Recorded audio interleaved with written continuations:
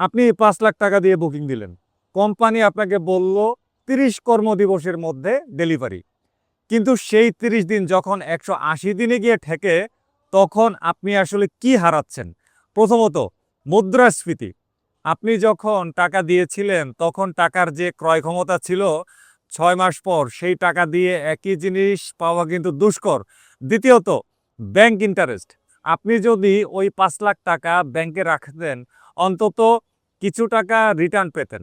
অথচ কোম্পানি আপনার সেই 5 লাখ টাকা নিয়ে তাদের কারেন্ট অ্যাসেট বাড়াচ্ছে, স্টক মার্কেটে খেলছে, অথবা অন্য ব্যবসায় মূলধন হিসেবে ব্যবহার করছে।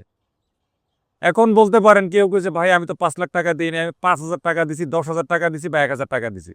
এখন চিন্তা করেন, এই 5, 10, 1,000 টাকা করে সারা বাংলাদেশ থেকে যদি 500 মানুষও বুকিং দেয়, তাহলে কতগুলো টাকা চলে যাচ্ছে কোম্পানির কাছে, এবং সেই অনুপাতেই কিন্তু সেই লাভটা তারা হচ্ছে, এই লাভবানটা তারা হচ্ছে। আপনার টাকা এখন কোম্পানির কর্পোরেট দপ্তরে কিন্তু বন্দী। আপনি হচ্ছেন একজন আনপেইড ইনভেস্টর। কোম্পানি আপনার টাকায় ব্যবসা করে মুনাফা করছে, আর আপনি হেলমেট হাতে গ্যারেজের দিকে চেয়ে কিন্তু দীর্ঘশ্বাস ফেলতেই আছেন।